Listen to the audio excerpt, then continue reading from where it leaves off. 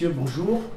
Bonjour. Bonjour. Voyageurs du Monde va lancer dès novembre prochain un voyage exceptionnel, étonnant, étrange même parfois, Israël-Palestine. Le voyage, ce n'est pas une activité comme les autres, c'est certes une activité économique qui ramène des ressources et des revenus au peuple qu'on visite, mais c'est aussi une activité qui permet de rencontrer les autres. Et quel plus beau voyage que celui d'essayer de faire en sorte que on envoie des gens démystifier les Israéliens et les Palestiniens et d'essayer de proposer ces deux destinations ensemble.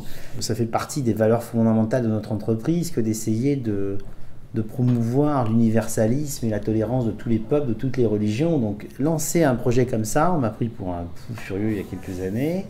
Et puis je suis passé à l'acte grâce à mes deux complices et amis.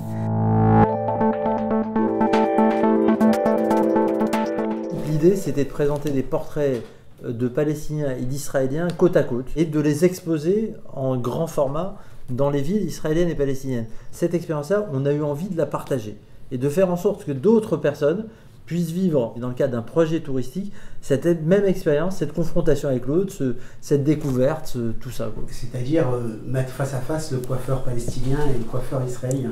Le coiffeur israélien avec le touriste français. Ouais, c'est ça. Il n'y a aucun risque à entreprendre pareil voyage. Il n'y a jamais aucun risque quand on voyage, mais qu'on aille en Argentine, qu'on aille aux États-Unis, qu'on aille même dans le sud de la France, mais il y a beaucoup moins de risques que ce qu'on pense.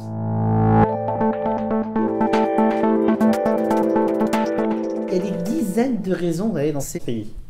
Moi, je crois que pour démystifier, on ne va pas se battre contre les médias. On a perdu la guerre des médias. La seule option, c'est de convaincre ceux qui sont au bord de franchir le pas d'y aller. Et puis ceux qui vont revenir, qui seront allés à Jéricho, qui seront allés à Bethléem, qui seront allés à Ramallah, ils vont dire à leurs amis, mais vous savez, c'est pas si simple. Alors évidemment, ils ne vont pas tous les convaincre. Mais ils vont en convaincre un certain nombre.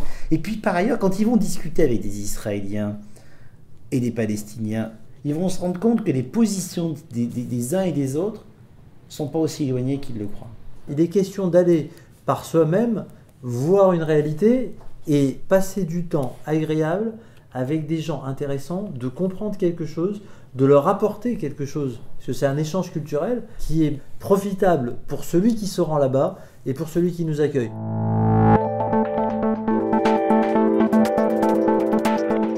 Je commencerai par Jérusalem.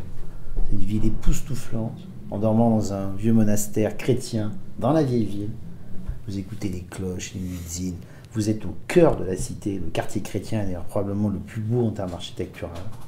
Et puis ensuite, partir de l'autre côté, on passe le mur, et commencer par Bethléem et finir en soirée à Ramallah. Je trouve que c'est un petit itinéraire top. Passant par des villes comme Haïfa aussi, qui sont un exemple aussi de vie en communauté avec les Arabes israéliens et les Israéliens, énorme. Ça peut être pour faire une partie de backgammon dans un café à Naplouse. Ça peut être pour prendre le téléphérique à Jéricho et aller prendre un café là-haut ou se promener dans un petit monastère où il fait frais et où il y a quelqu'un qui attend, qui est des touristes qui rentrent pour leur raconter des histoires. Les paysages de Palestine, ou des territoires occupés selon le langage qu'on utilise, sont les paysages de la Bible. Quand on circule par exemple entre Hébron et Jéricho, on voit des paysages de rêve tels qu'on les a imaginés quand on regardait Laurence d'Arabie à la télévision. C'est exceptionnel.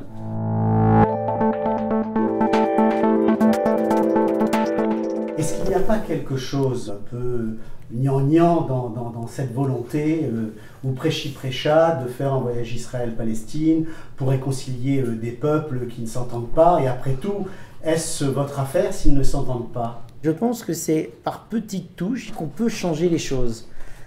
Moi, je ne crois pas du tout que c'est gnangnan. Je crois que ceux qui disent que c'est gnangnan ne font rien. De toute façon, on ne peut rien faire de négatif dans ce projet. On ne peut qu'améliorer les choses ou au pire ne rien changer. Et même si on change pour 4-5 familles les choses et leur regard sur les autres, on aura mis notre petite touche là-dessus.